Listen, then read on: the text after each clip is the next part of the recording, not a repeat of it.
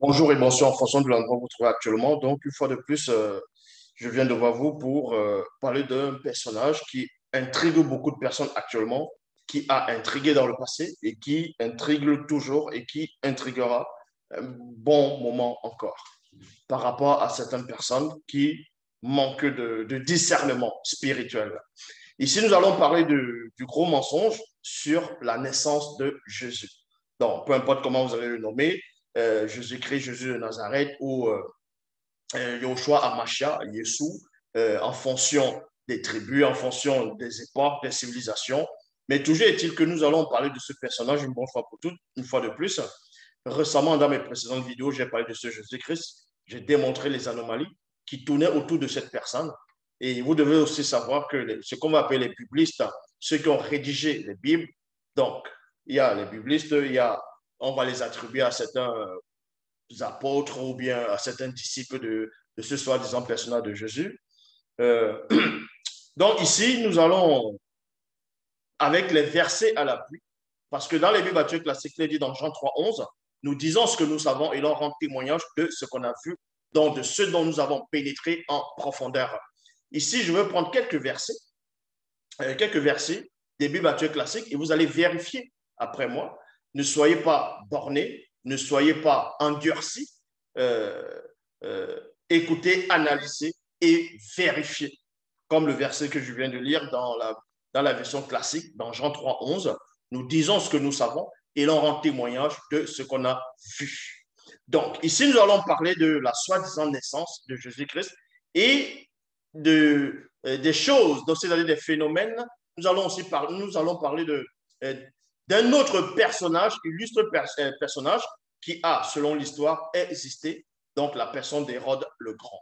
Et vous savez que quand on parle d'Hérode le Grand, selon les Bibles classiques, on vous dit que le Christ, donc Jésus, est né à la période d'Hérode le Grand, quand Hérode le Grand était roi, quand il régnait, c'est à cette période-là que Jésus-Christ est né. Et beaucoup de personnes, quand ils fêtent même les fêtes de Noël, ils vont parler d'Hérode, ils vont parler des trois mages qui sont venus à l'Orient, depuis l'Orient, pour venir adorer le petit enfant parce qu'ils ont vu son étoile qui brillait, ils sont venus adorer. Et Hérode a su cela, il a fait appel à ces trois mages, d'autres disent les rois mages, mais c'est écrit nulle part que c'était les rois mages dans les versions classiques, c'était des mages tout simplement, qui sont venus à l'Orient, de l'Orient plutôt. Bon, ils ont fait savoir au roi Hérode que le roi des Juifs va naître. Et Hérode a voulu voir, a voulu qu'on lui dise exactement où l'enfant se trouvait. Comme ça, il va aussi aller non seulement l'adorer, rendre hommage et aussi des présents, ainsi de suite. Bon, mais la vraie histoire, c'est l'histoire de ce soi-disant Jésus et Hérode, n'a rien à voir avec les récits bibliques qu'on vous a présentés. Est-ce que vous comprenez? Donc, pour cela, on va aller dans Matthieu chapitre 2, verset 1. Il est dit, Jésus était né à Bethléem, en Judée, au temps du roi Hérode le Grand. Donc, on précise ici, il y a une précision, que cet homme-là, cette personne-là, ce personnage illustre, connu sous le nom d'Hérode, c'était Hérode le Grand.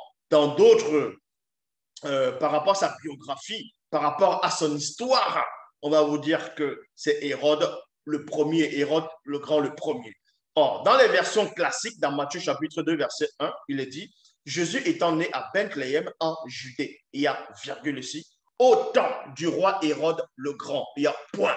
Donc, on vous apprend que ce personnage, que beaucoup de personnes ne connaissent pas, beaucoup de personnes adhèrent, beaucoup de personnes disent que ce personnage est Dieu le Père, Dieu le Fils, Dieu le Saint-Esprit, et en même temps une manifestation de Melchisedec, parce que les biblistes ont voulu que tous les récits, en gros, tous les prophéties mineures, on puisse mettre le personnage de Jésus là-dedans. C'est ce qu'on va appeler le christocentrisme. Donc, pour cela, dans Matthieu chapitre 2, verset 1, il est dit, Jésus étant né à Bethléem. Donc, on va vous faire croire que le personnage de Jésus est né à Bethléem, en Judée, au temps du roi Hérode le Grand. Au moment où Hérode le Grand était roi, quand il siégeait, quand il dominait. c'est à cette époque qu'on veut vous faire croire que Jésus est né. Or, voici que les mages venus de l'Orient arrivèrent à Jérusalem. Ici, quand vous allez parcourir l'histoire, la biographie de ce roi Hérode, vous allez apprendre que Hérode est né avant JC, donc avant Jésus-Christ, et il est mort avant Jésus-Christ, donc avant JC. Et c'est là que vous comprenez que Matthieu chapitre 2, verset 1 est complètement faux. Parce que quand Hérode, selon la vraie biographie d'Hérode, sa vraie histoire, ça a été démontré que quand le roi Hérode le Grand, c'est-à-dire Hérode le Grand, meurt, le personnage de Jésus-Christ n'avait pas encore été inventé. Non seulement que ce soit inventé ou ce Jésus-là n'était pas encore né. Donc, le récit de Matthieu chapitre 2, verset 1 ne tient pas. C'est tout simplement du mensonge. Ils ont trafiqué l'histoire. Ils ont pris l'histoire d'un personnage, comme ils le font d'habitude depuis des siècles, dans ce qu'eux vont appeler le Nouveau, c'est-à-dire l'Ancien Testament. Ils vont prendre l'histoire des patriarches, des matriarches, des prophètes. Ils vont changer les couleurs, les lieux de naissance, les noms, ainsi de suite. Ils vont les transporter ailleurs. Ils vont modifier l'histoire. Ils vont ramener une nouvelle histoire dite révélée. Ils vont forcer vos ancêtres. Ils ont forcé vos ancêtres, et ils les ont frappés. Ils ont usé de tromperie, de mensonges. Ils les ont fait accepter des hérésies. Donc, ici, je répète, donc, dans Matthieu chapitre 2, verset 1, beaucoup de chrétiens, beaucoup de ceux qui se disent pasteurs, révérends, bishop, marchand, apôtres, diacres, prophétesses, inspirés, vont lire, vont fêter la naissance de ce personnage nommé Jésus qui n'a jamais existé. Donc, ils vont se baser sur Matthieu chapitre 2, verset 1, que ce personnage, ce Jésus, soi-disant Yahvé, Adonai, Jéhovah, Elohim l'Éternel, s'est fait Dieu dans le visible, est venu et il est né par une femme vierge. Et on vous apprend que le soi-disant Jésus serait né à Bethléem en Judée, au temps, comme j'ai dit tantôt, où Hérode le Grand siégeait sur le trône, où Hérode le Grand était roi, il régnait avec puissance. Bible parole de vie, il est dit, Jésus naît à Bethléem en Judée au moment où Hérode le Grand est roi. Il y a point. Alors les mages viennent de l'Est et arrivèrent à Jérusalem, Donc ici, nous allons maintenant entrer dans la biographie du roi Hérode Ier. Vous pouvez taper sur plusieurs formes de moteurs de recherche. Vous pouvez aller, que ce soit dans les bibliothèques, les médiathèques. Vous pouvez vous rapprocher des historiens aussi et vérifier, faites aussi vos recherches, exactement comme Luc, dans Luc 1, 1 à 3, a fait des recherches, c'est-à-dire il a aussi semblé bon d'avoir fait des recherches exactes sur tout ce qui est arrivé. Mais on sait que tout ça c'est faux. Mais ici, vous devez comprendre que le personnage Hérode, selon les historiens, selon l'histoire, a véritablement existé. Il a existé, il était roi. Hérode le premier était roi. Donc, ils vont inventer un personnage nommé Jésus pour l'introduire dans l'histoire, à un moment donné, dans une partie d'histoire du roi Hérode, pour que ça puisse coïncider. Parce qu'au moment où ils vont inventer ce Jésus, au moment où ils vont inventer le personnage de ce sauveur-là, pour l'introduire dans l'histoire d'Hérode le premier, c'est parce qu'en ce moment, la grande majorité de la population n'était pas intellectuelle, ne savait pas lire, ne comprenait pas ce qui se passait. Donc, ils ont réussi à duper des personnes, ils ont réussi à duper des gens pendant des siècles, de génération en génération, mais ils ont oublié, ou bien ils n'ont pas, ils ont omis de penser qu'il y aurait des gens, d'autres personnes, d'autres civilisations qui viendront, qui seront plus éclairés que ceux qui étaient à leur époque. Quand ils ont modifié les Écritures, quand ils ont inventé, quand ils ont plagié l'histoire noire, c'est-à-dire du peuple noir. Donc, on vous apprend ici dans la biographie d'Hérode le Grand. Hérode le Grand, fils d'Antiparté, virgule, est né à Absalom en 73 avant JC. Donc, quand on dit avant JC, certaines personnes se posent la question de savoir, quand on dit avant JC, ça veut dire quoi? Avant JC, donc avant Jésus-Christ. Et mort en Jéricho en 4 avant JC. Il est roi en Judée. Il est roi en Judée. Étant client de 37 avant JC à sa mort en 4 avant JC. Donc, la biographie d'Hérode le Grand vous apprend ici qu'Hérode, il est né en 73 avant Jésus-Christ et il est mort en Jéricho en 400 avant Jésus-Christ. Et c'est là où vous voyez que Matthieu chapitre 2, verset 1 est faux. Puisque dans Matthieu chapitre 2, verset 1, vous dit que Jésus est né à la période où Hérode le Grand était roi. Tandis que l'histoire, la vraie histoire d'Hérode, sa biographie, son histoire, vous démontre que Hérode est mort, Jésus n'était pas né. Donc vous voyez déjà le premier mensonge des biblistes, le premier mensonge des scribes, le premier mensonge sur la naissance de Jésus-Christ. Donc Hérode le Grand ici n'a pas connu d'enfant qu'on va nommer Jésus-Christ, ou bien Yoshua Amashia, ou peu importe comment vous allez le nommer.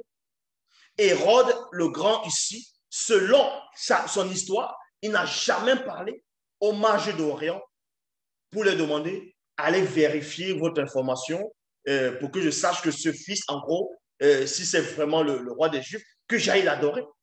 Ils ont juste inventé une histoire pour placer ce mensonge de Jésus-Christ que beaucoup de gens adorent parce qu'ils sont ignorants de leur propre ignorance. Et pour cela, on poursuit. Quand on va dans Matthieu chapitre 2, versets 21 à 22, on vous dit ici, Joseph se leva, prit l'enfant et sa mère, et il entra dans le pays d'Israël. Donc, c'est une époque où, selon les Écritures, bon, qu'est-ce que les Écritures, selon les Bibles classiques, on vous apprend, quand vous lisez plus tôt, dans Matthieu chapitre 2, versets 14 à 15, on vous dit que, en gros, Hérode voulait tuer le petit enfant Jésus parce qu'il ne voulait pas qu'il y ait un autre roi par lui. Et Joseph, le père adoptif, a pris le petit enfant et sa mère, Marie, pour l'amener en Égypte, afin qu'il puisse conserver la vie. Et de là-bas, ils ont fait quelques temps là-bas en Égypte, et divinement avertis, on les a avertis aussi, que ceux qui voulaient à la mort, c'est-à-dire ceux qui en voulaient à la vie de l'enfant, de ce petit Jésus, en gros, ne sont plus là. Donc, Hérode étant mort, c'est pour ça que dans Matthieu chapitre 2, versets 21 à 22, il est dit, Joseph se leva, prit l'enfant et sa mère, et il entra dans le pays, c'est-à-dire d'Israël. Mais il apprit qu'Archélaos avait succédé à son père comme roi en Judée. Il y a point virgule ici. Donc, on nous apprend que quand Joseph est rentré, quand il est entré en Israël avec Marie et le petit enfant Jésus, il a appris là-bas que non seulement, il avait d'abord appris, et aussi là-bas, que vu que Hérode le Grand, le premier, n'est plus là, était mort, c'est son fils, c'est-à-dire premier-né, connu sous le nom de Hérode Archélaos, avait succédé son père comme roi. Et ça, c'est faux. Je lance le défi à quiconque va montrer dans l'histoire d'Archélaos, où Archélaos était roi. Archélaos, donc le fils aîné d'Hérode le Grand, c'est-à-dire Hérode Archélaos, parce qu'il va porter le nom aussi de son père, du nom d'Hérode. Donc, Archélaos plutôt, qui était le fils aîné d'Hérode le Grand, n'a jamais été roi. Est-ce que vous comprenez? N'a jamais été roi. On retrouve que ces hérésies dans les Bibles actuelles classiques, où on vous dit que dans Matthieu chapitre 2, verset 22, mais il apprit qu'Archélaos avait succédé à son père, Hérode, comme roi en Judée. Alors il eut peur d'y s'y rendre. Il reçut de nouvelles indications dans un rêve et il partit pour la province de Galilée. Donc, on va aussi plonger dans la biographie de ce soi-disant roi Archélaos et vous allez voir que c'est faux. Donc, dans la biographie du roi Archélaos, donc de Hérode Archélaos, on vous dit ici, après le décès de son père en Jéricho, en 400 avant JC, Hérode Archélaos se rend à Rome pour se faire reconnaître roi de Judée par l'empereur Auguste. Donc, à cette époque, c'était l'empereur Auguste qui régnait, qui était l'empereur. Donc, il pouvait nommer un roi, il pouvait nommer un préfet, il pouvait nommer le gouverneur, ainsi de suite. Donc, on vous apprend que quand Hérode le premier est mort, avant la naissance de Jésus-Christ, donc pour montrer que quand ils mettent Jésus-Christ est né à la période du roi Hérode le Grand, ça c'est faux dans la biographie. Dans la vraie histoire d'Hérode, on ne voit pas l'enfant Jésus qui est né à cette époque. Donc, l'histoire d'Hérode vous montre que Jésus-Christ est une invention.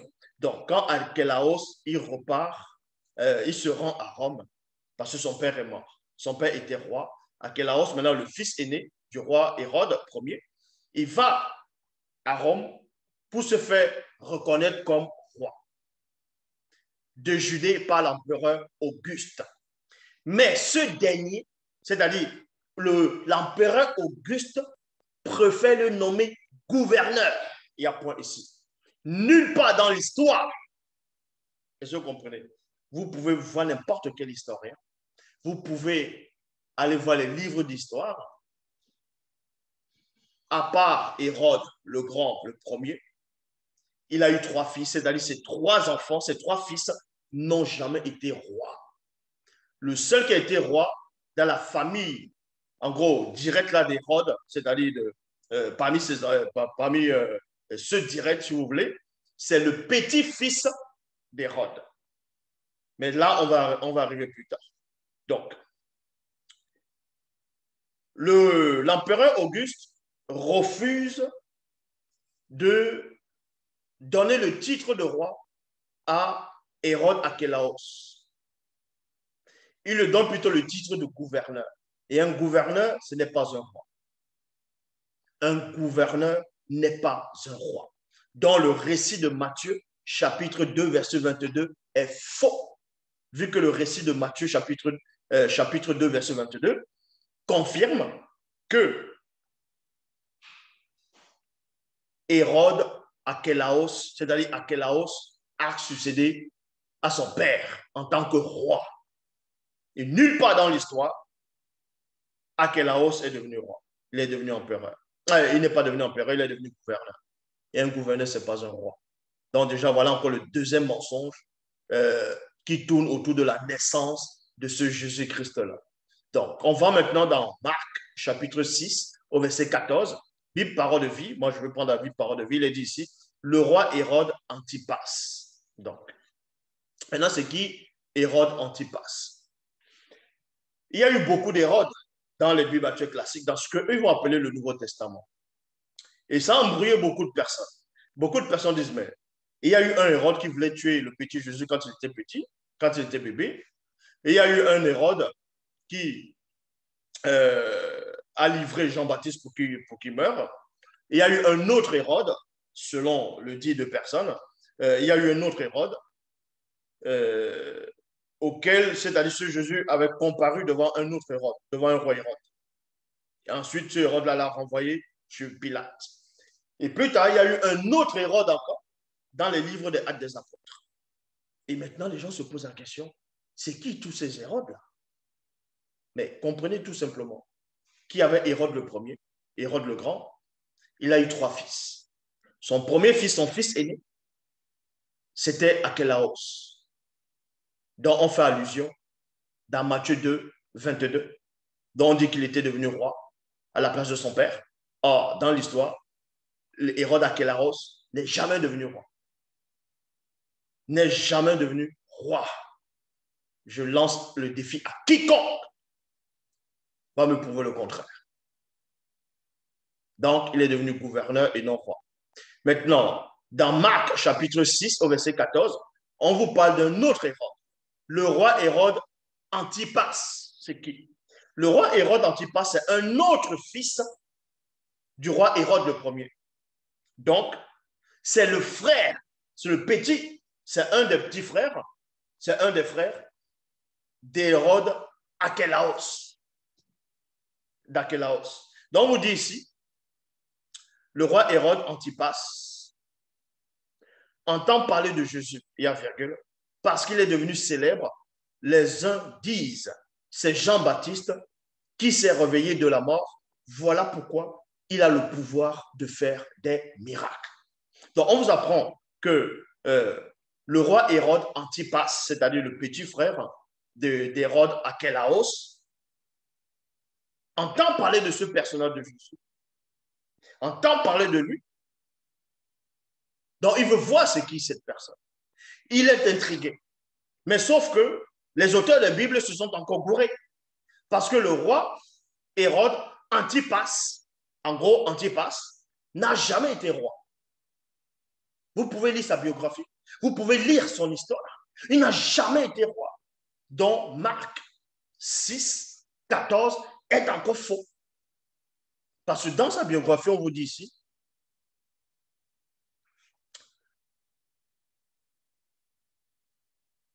en 6, vous voyez, lorsque l'empereur Auguste révoque plutôt son frère, Archélaos, virgule, donc, à un moment donné, on a banni Archélaos, l'empereur Auguste l'a démis de ses fonctions, à un moment donné, voilà, il a banni. Son frère, donc Antipas, a entendu cela. C'est pour ça qu'on dit ici, lorsque l'empereur Auguste révoque plutôt son frère, Archélaos, Antipas, qui espère récupérer les territoires de son frère, est bien déçu. Est bien déçu. Il y a point. L'exil d'Archélaos à Vienne ne change rien pour lui, ni pour son demi-frère, Philippe. Vous voyez? Philippe, c'est qui? Philippe, c'est celui dont Jean-Baptiste disait à Hérode, tu ne dois pas coucher avec la femme de ton frère, de Philippe, ainsi de suite. C'est toujours un des enfants d'Hérode Ier. Donc, lui-même aussi n'a jamais été roi. Ne change rien pour lui, ni pour son demi-frère Philippe, car Auguste préfère transformer les territoires d'Archélaos à une province romaine de Judée. Il obtient toutefois une maigre consolation après la destitution de son frère. C'est lui qui devient l'intendant. C'est lui qui devient l'intendant. Donc, Hérode Antipas, selon Marc 6, 14, on vous dit qu'il est roi. Or, sa vraie histoire, il n'est pas devenu roi, il est devenu intendant du temple de Jérusalem. Et un intendant, ce n'est pas un roi, c'est un administrateur d'un territoire, exactement comme le gouverneur, comme le préfet, ainsi de suite. Nulle part dans l'histoire, nulle part dans la biographie, on vous dit que non seulement Archélaos ou Antipas sont devenus rois. Ils ne sont pas devenus rois. L'empereur Auguste ne les a jamais nommés rois. Et voilà les biblistes qui viennent mettre qu'il était roi. Voilà les biblistes qui viennent mettre qu'il était roi. Essaie de te déconnecter. Essaie de te déconnecter, Laurence.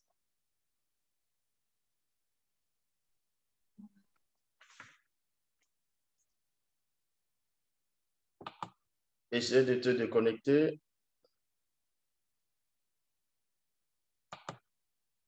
Donc, il n'a jamais été roi. C'est là vous comprenez.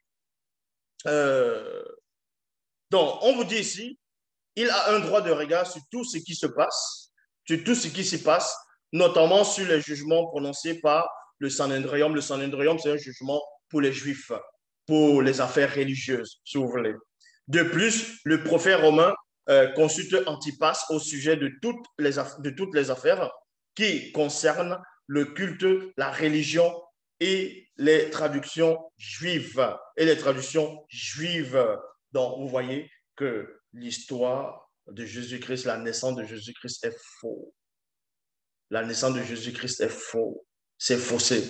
Que vous voyez même dans la généalogie de Jésus-Christ, dans Matthieu, dans même Luc, vous voyez que c'est faux. Donc, dans Matthieu chapitre 2, versets 14 à 15, on vous dit, Joseph se leva donc et partit dans la nuit comme l'enfant, amenant l'enfant et sa mère pour se réfugier en Égypte. Il resta là-bas jusqu'à la mort d'Hérode le Grand. Ainsi se réalise ce que le prophète a dit de la part du Seigneur, j'ai appelé mon fils à sortir d'Égypte. Donc, voici encore le mensonge. Ils vont prendre le personnage de Jésus, ils vont le calquer dans l'histoire d'Hérode le Grand. Ils vont encore prendre le même personnage de Jésus, ils vont le calquer dans une histoire inventée par des faux juifs pour faire exister ce personnage furtif, pour faire exister cette invention. Est-ce que vous comprenez? Je lance le défi à quiconque de me montrer un seul document historique où il est mention de ce Jésus-Christ-là. Jésus-Christ n'a jamais existé. Il n'existe pas. Il n'existera jamais. C'est tout simplement une invention d'un personnage. C'est une invention. Est-ce que vous comprenez? Il n'a jamais existé. Il n'y a aucun document historique qui relate l'existence de ce Jésus-Christ-là. À part les hérésies qu'on retrouve dans la Bible. Donc, dans Matthieu chapitre 2, verset 14 à 15, il est dit qu'à un moment donné, Joseph s'est levé. Il est parti de nuit avec Marie et le petit enfant Jésus pour se réfugier en Égypte. Et il est resté là-bas jusqu'à la mort du roi Hérode le Grand. Or, dans la biographie d'Hérode, Hérode est né, Jésus n'était pas né. Donc, Matthieu 2, 14 à 15 est faux. Donc, si c'est faux, tout ce qui vient, tout ce dont on va parler de Jésus aussi est faux, vu que sa naissance déjà elle est faussée. La base même de c'est-à-dire la base même du christianisme est faux, n'est pas fondée, n'a pas de fondement, n'a pas de base. Mais pourquoi vous voulez croire à un soi-disant personnage qui change l'eau en vin, connu sous le nom de Jésus, qui marche sur l'eau, qui fait des miracles? On dit qu'il est le fils de David. Des gens font des débats, alors que la base de ce personnage ne tient pas. Ça ne tient sur aucun fondement. Ça ne tient sur aucun fondement. Donc, on vous dit ici, dans Matthieu 2,15, qu'il est resté là-bas jusqu'à la mort d'Hérode le Grand. Ainsi se réalise ce que le prophète a dit de la part du Seigneur, j'ai appelé mon fils à sortir d'Égypte. Donc, on va vérifier où les auteurs de Bible actuelle classique, où l'auteur de Matthieu a récupéré cette prophétie. Ça s'appelle encore une sorte de christocentrisme. Donc, les prophéties majeures, ils vont prendre le Christ, c'est-à-dire, ils vont prendre Jésus, ils vont le centrer dans toutes les prophéties majeures. Ça s'appelle le christocentrisme. Donc, pour placer déjà ce Jésus, vous voyez? Donc, où est-ce que cette prophétie a eu lieu? Où est-ce qu'on vous dit ici que soi-disant Yahvé a donné à Jéhovah Elohim l'Éternel, ce faux Dieu d'Israël, aurait inspiré un prophète, aurait parlé par la bouche d'un prophète dans ce qu'eux vont appeler l'ancienne alliance, l'ancien testament, la Torah, la loi. Que le soi-disant petit Jésus, donc, quand il va aller se réfugier en Égypte, à un moment donné, lui, Dieu, par le prophète, il va le refaire sortir de l'Égypte pour que l'écriture puisse s'accomplir. Ils se sont appropriés les récits des faux juifs pour aussi mettre ce personnage fictif là-dedans. Donc ici, la prophétie se trouve où? C'est dans Osée 11, 1. Bible en français courant, il est dit, quand Israël était jeune, je me suis mis à l'aimer, dit le Seigneur. Et je l'ai appelé, lui, mon fils, à sortir d'Égypte. Donc, dans Matthieu 2,15, on vous fait croire que Jésus est allé en Égypte étant petit. Et pour que la prophétie se réalise, Dieu le fait ressortir de l'Égypte. Donc, que Jésus est le Fils de Dieu, donc le fait sortir de l'Égypte. Pour que la prophétie se réalise. La prophétie qui se trouve dans Osée 11, 1. Oh, dans Osée 11, 2, dans Osée 11.1, ne fait nullement allusion à Jésus. Je lance ce défi à quiconque pourra me démontrer que Osée 11.1 parle de Jésus ici. Il ne fait pas allusion à Jésus ici. Quand Israël était jeune, virgule, je me suis mis à l'aimer, il y a virgule, dit le Seigneur. Je l'ai appelé, virgule, lui c'est qui? C'est Israël. Mon fils a sorti d'Égypte. Même la sortie d'Égypte par rapport au peuple d'Israël est faux. Ça, je l'ai démontré. Les Hébreux n'ont jamais subi l'esclavage en Égypte durant 400 ans. Ça, c'est un délire. Ça, c'est un mensonge.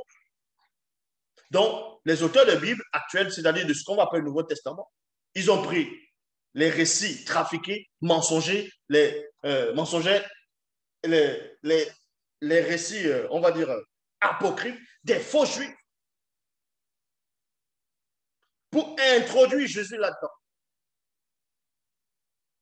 C'est pour ça que dans la Bible, parole de vie, il est dit, le Seigneur dit, quand Israël était jeune, je l'ai aimé et je l'ai appelé, virgule, lui c'est qui? Vous n'avez pas besoin de sortir d'Advark, vous n'avez pas besoin d'aller dans CCR, vous n'avez pas besoin d'avoir, c'est-à-dire, bac plus 3 pour comprendre les éléments, c'est-à-dire les simples phrases.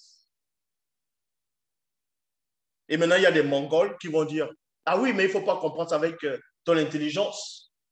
Il faut comprendre ça par l'Esprit de Dieu, par l'Esprit de Yahvé, le faux Dieu. C'est tellement simple. Même un enfant de 5 ans peut comprendre ce que ça veut dire ici. Le Seigneur dit, quand Israël était jeune, virgule, je l'ai aimé. J'ai aimé qui? Israël, quand il était jeune. Et je l'ai appelé, il y a virgule, lui, virgule, mon fils a sorti d'Égypte. On appelait Israël à sortir d'Égypte et non Jésus. Dans Matthieu 2,15 est faux. Et eux, ils vont s'arrêter que sur ça. Poursuivez donc. Dans Osée 11, 2, Bible parole de vie, il est dit. Mais ensuite, puis je l'appelais, plus il s'est éloigné de moi. Donc, vous dit ici que Yahvé Adonai, Jéhovah Elohim, l'Éternel, le faux Dieu. Il dit, plus il appelait son fils qu'il aimait, qui était en Égypte, donc qu'il a fait sortir, plus ce fils-là, qu'il a fait sortir d'Égypte, s'est éloigné de lui et allé adorer Baal. Dans ce cas, montre-moi dans le Nouveau Testament où Jésus est allé adorer Baal et j'arrête de faire des vidéos. Donc, vous voyez que vous êtes plongé dans la confusion. Vous êtes plongé dans la confusion. N'ayez pas peur. Sortez de toutes ces églises. Sortez de toutes ces sortes de religions, de soi-disant dogmes. Toutes les religions sont fausses. Je dis bien, toute forme de croyance, quelle que soit la religion, quel que soit le dogme, quelle que soit la doctrine, vous êtes tous dans le mensonge. Vous adorez tous des faux dieux. Et c'est Satan qui est derrière. La seule version qui relate la vraie histoire du vrai Christ noir, c'est Bible, Kalatambale, la seule version authentique. Et les faux juifs, ils regardent mes vidéos, les faux pasteurs, tous ces gens-là savent que le maître est là, le maître en face de vous. Est-ce que vous comprenez? Vous ne faites pas le poids. L'Oba, c'est encore glorifié. Bible est ressorti. Allez-y dans les éditions zoulassan.com et allez-y. Bible vous attend. C'est très important. C'est l'histoire de l'humanité. L'histoire de toute chose est contenue dans Bible. Il y a eu beaucoup de ruptures de Bible. Il y a eu beaucoup de ruptures. Mais à chaque fois, on relance, on réédite, on réédite, on réédite. Donc, récemment, il y a encore eu il y a eu une grande rupture. Mais voilà, Bible a encore été réédité pour montrer que personne ne pourra arrêter cette marche. Donc, l'Oba s'est encore glorifié.